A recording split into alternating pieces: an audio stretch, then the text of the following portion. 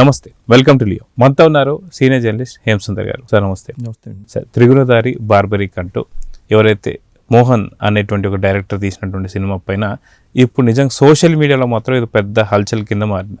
వాస్తవానికి సినిమా ఎలా ఉంది ఏంటి అనేది ఎవరు చూడలేదు, కానీ సినిమా సరిగ్గా ఆడకపోతే చెప్పుతో కొట్టుకుంటారని చెప్పేసి అన్న మాట పైన నిజంగా సినిమా బాగుందా బాలేదా ప్రేక్షకుల నుంచి రాకముందే తనే చెప్పుతో కొట్టుకోవడం అనేది ఇప్పుడు చాలా పెద్ద వైరల్ కింద మారింది. సో తను మలయాళంలోకి వెళ్ళిపోతాను, సో తెలుగు సినిమాలు నేను చేయను అని చెప్పేసి అన్నట్టు మాట్లాడిన మాటలు కూడా చూసాం. గతంలో సేమ్ ఇదే విధంగా చూసుకుంటే ఆర్జీవి కూడా గోవింద సినిమా తర్వాత నేను బాలీవుడ్కి వెళ్ళిపోతానని చెప్పేసి మళ్ళీ తిరిగి తెలుగు సినిమాలు తీయడం చూసాం. సో మొత్తానికి మోహన్ శ్రీవాస్తవ్ గురించి ఏం చెప్తారు? అంటే ఇక్కడ ఏమవుతుందంటే ఏ సినిమా హిట్ అవుతుంది ఏ సినిమా హిట్ అవుతుందని చెప్పలేము. ఒకటి, థియేటర్లకి జనాలు రావట్లేదు. అది ఏ సినిమా అయినా కానీ, పెద్ద హీరోల సినిమాలు కూడా అలాంటి పరిస్థితే ఉంది. ఎవరూ లేకుండా నేను ఒక్కడనే చూసిన సినిమాలు కూడా ఉన్నాయి. ఈయన పెద్ద 10 మంది ఉన్నారు అంటున్నాడు. ఆయన సినిమాకి వెళ్తే 10 మంది ఉన్నారు అన్నారు. ఇంకా చెప్పాలంటే 10 మంది రావడం గ్రేట్ అని చెప్పాలి. ఎందుకంటే విశాల్ లాంటి హీరోతో నేను సినిమా ఓపెనింగ్ రోజు వెళ్ళినప్పుడు నేను ఒక్కనే చూసే సినిమా రత్నం సినిమా. అలాంటిది ఈయన 10 మంది ఉన్నారు చూశారు. ఆ 10 మందికి నేను డైరెక్టర్ అని తెలియదు, కానీ సినిమా ఎలా ఉందని అడిగినప్పుడు అందరూ బాగుందన్నారు. కానీ 10 మంది రావడం అనేది చాలా మనస్తాపం కలిగించింది అనేది ఆయన మాట్లాడటం కానీ, కన్నీళ్ళు పెట్టుకోవడం కానీ, ఒక డైరెక్టర్ ఏడుస్తూ వీడియో రిలీజ్ చేయడం అనేది పెద్ద సంచలనంగా మారింది సోషల్ మీడియాలో. ఆ సినిమాలో కంటెంట్ ఎలా ఉందనేది పక్కన పెడితే ఈయన కంటెంట్ ఏడవడంతో పాటు చెప్పుతో కొట్టుకోవడం.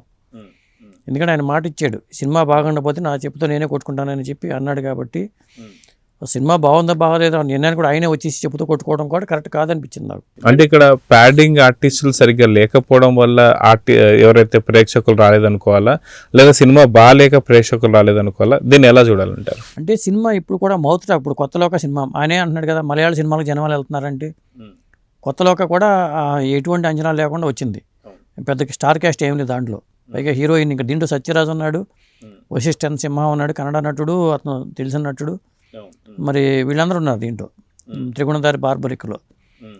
కానీ మరి ఎందుకు జనం రాలేదంటే మౌత్ టాక్ బాగుంటే మౌత్ టాక్ ద్వారా ఖచ్చితంగా చూస్తారు. ఫస్ట్ రోజు వెళ్ళిపోయి థియేటర్ జనం రాలేదు అని కళ్ళనీళ్ళు పెట్టుకోవడం అనేది కరెక్ట్ కాదు. పైగా చెప్పుతో అన్నాను కాబట్టి కొట్టుకుంటున్నానంటే, బాగకపోతే కొట్టుకుంటా అన్నాడు ఆయన. మరి సినిమా బాగుందని 10 మంది చెప్పారన్నప్పుడు చెప్పుతో కొట్టుకోవాల్సిన అవసరం లేదు. మా ఆవిడ కూడా నేనేమైనా ఆత్మహత్య చేస్తున్నానని చెప్పి సినిమా చూడకుండా వెనక్కి వచ్చేసిందని చెప్పి ఆయన వీడియో రిలీజ్ చేయడం అనేది, ఇట్లాంటి వీడియో అనేది బాగా వైరల్ అయింది.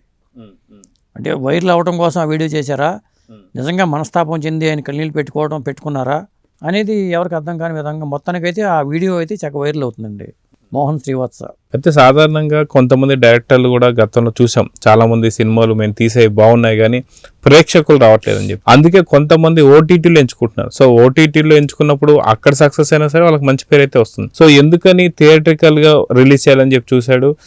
ఇప్పుడు కూడా ఇలాంటి సీన్లు ఇలాంటి ఏడవడం కావచ్చు, చెప్పుతో కొట్టుకోవడం కావచ్చు, సో దీన్ని ఎలా చూడాలంటారు? అంటే ఒకటండి, సినిమాలో ఎక్స్ట్రాడినరీ కంటెంట్ ఉంటే ఖచ్చితంగా చూస్తారు. కంటెంట్ లేకపోతే వచ్చి తంటాలే ఇవి. సినిమా జనాన్ని నచ్చేలా తీయగలగాలి, మనకు నచ్చితే సరిపోతుంది. కొన్ని ఏంటంటే ఓటీటీలు హిట్ అవుతాయి. ఇప్పుడు బార్బరిక్ అనే సినిమా ఓటీటీలు హిట్ అవ్వచ్చు. మొన్న 8 వసంతాల సినిమా వచ్చింది. థియేటర్లో సినిమా బాగున్నా కానీ థియేటర్లో పెద్దగా చూడాల. అదే ఓటీటీలకు వచ్చాక అద్భుతం అంటూ చాలామంది చూశారు, బాగా వచ్చినాయి. అది జరగవచ్చు కదా, ఇప్పుడు మనం చెప్పలేము. ఇప్పుడు బార్బరిక్ అనే సినిమా ఎందుకు జనం చూడట్లేదు, థియేటర్కి వెళ్ళట్లేదంటే ఒక పెద్ద స్టార్ క్యాస్ట్ ఉంటే వెళ్తున్నారు, లేదా ఎక్స్ట్రాడినరీ కంటెంట్ ఉంటే సినిమా చూస్తున్నారు. ఇప్పుడు కొత్త హీరోయిన్లు చూసిన సయారా సినిమాకి 550 కోట్లు వచ్చినాయి అంటే ఎలా వస్తాయి? జనం చూస్తేనే కదా వచ్చేది. ఇప్పుడు కొత్త లోకాకి 100 కోట్లు వచ్చినాయి అని చెప్తున్నారు. ఒక మలయాళ సినిమాకి ఎలా వస్తాయి? జనం చూస్తే వస్తాయి. మరి అట్లాంటి మౌత్ టాక్ ఉంటే ఖచ్చితంగా చూస్తారు. ఆయన ఏమంటున్నారు, నేను మలయాళం వెళ్ళిపోతాను, అక్కడ సినిమాలు చేసుకుంటాను అని చెప్పి అంటున్నారు. అంటే మలయాళం వాళ్ళ సినిమాలో ఆ మాట ఎందుకు వచ్చింది అంటే, జనం మొదటి నుంచి కరోనా టైం నుంచి కూడా మలయాళం వాడికి దగ్గర అయ్యారు.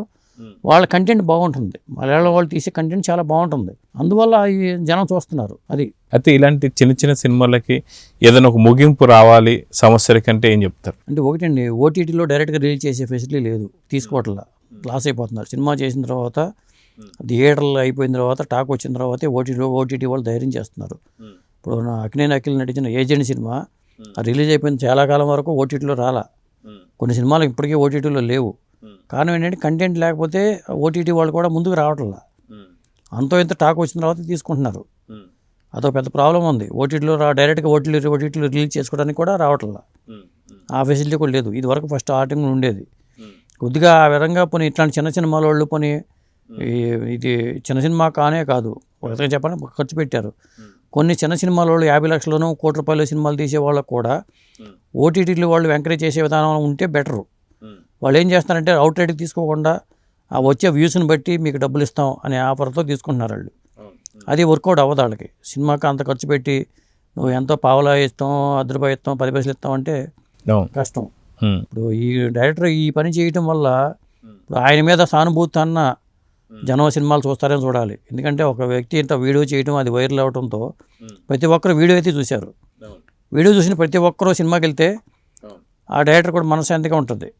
కనీసం ఆ వీడియోలు చూసిన వాళ్ళన్నా ఆ సినిమా చూస్తే కొంత బెటర్ అవుద్దేమో నా ఉద్దేశం. ఒకవేళ నిజంగా మీరు అన్నట్టుగా ఆ వీడియో చూసిన ప్రతి ఒక్కరు సినిమా చూస్తే ఖచ్చితంగా ఆ డైరెక్టర్ కావచ్చు, ప్రొడ్యూసర్ కావచ్చు కొంచెం అందరూ గట్టెక్కేస్తారు. సో ఈ సినిమా తర్వాత మిగతా డైరెక్టర్లు కూడా సేమ్ ఇదే పని చేస్తే ఏం చేస్తారంటారు? ఇట్లా వైర్లు ఇప్పుడు కూడా మనం చూడాలి. ఇక వాళ్ళు కూడా అంతే కన్నీళ్ళు పెట్టుకుని వాళ్ళు కూడా చేసుకుంటే ఇక వాళ్ళ కోసం మనం త్యాగం చేయాల్సిన పరిస్థితి వస్తుంది. ఒకళ్ళ కోసం చేస్తాం కానీ అందరికి ఇలా పెట్టుకుంటే మనం అందరూ చూడాలి, మనం కూడా కష్టమే. సో ఓవరాల్గా ఈ సినిమాకి సంబంధించి ప్యాడింగ్ ఆర్టిస్టులు కూడా పెద్ద పెద్ద వాళ్ళు ఉన్నారు. సత్యరాజ్ కావచ్చు, ఉదయభాను యాక్ట్ చేసింది, వశిష్ఠ సింహ, అతను కూడా కన్నడంలో కనీసం డబ్బింగ్ రైట్స్ మీదన్నా చేయొచ్చు. మరి ఆ సినిమాకి వెబ్సైట్లో కూడా రేటింగ్లు బాగానే ఇచ్చారు. 2.75 ఇచ్చారంటే చాలా వరకు బాగానే మెరుగ్గానే ఇచ్చారు. కానీ జనం ఏంటంటే జనంలో ప్రధానంగా నేను అనుకోవడం ఏంటంటే టికెట్ రేట్లు ఎక్కువ ఉండటంతో పాటు పాప్కార్న్లకి వాటికి టికెట్ రేట్ కన్నా మించి ఉంటున్నాయి. థియేటర్కి వెళ్ళిన వాళ్ళు కాస్త పాప్కార్న్, కూల్ డ్రింక్లు తెచ్చుకుందామంటే అది ఎక్కువ ఉంటుంది, ఆ కాస్ట్ ఎక్కువ ఉంటుంది. అవి తీసేస్తే వాళ్ళు నార్మల్గా బయట దొరికే విధంగానే రేట్లు పెట్టేసుకుంటే ఖచ్చితంగా ఆదరణ ఉంటుంది. ఆ థియేటర్ల వాళ్ళు ఖచ్చితంగా ముఖ్యంగా మల్టీప్లెక్స్లో కక్కుర్తి పడి ఇట్లాంటివి పెట్టడం వల్ల జరుగుతుంది. కానీ అది సినిమాల మీద ఎఫెక్ట్ పడుతుంది, ఖచ్చితంగా పడుతుంది. సో చూద్దాం సార్, ఖచ్చితంగా ఇలాంటి కంటెంట్ ఉన్న సినిమాలు మాత్రం ఖచ్చితంగా మంచి ఆదరణ లభించాలని చెప్పి ప్రేక్షకుల్లో మంచి ఆదరణ రావాలని అయితే కోరుకుందాం. నమస్తే. నమస్తే.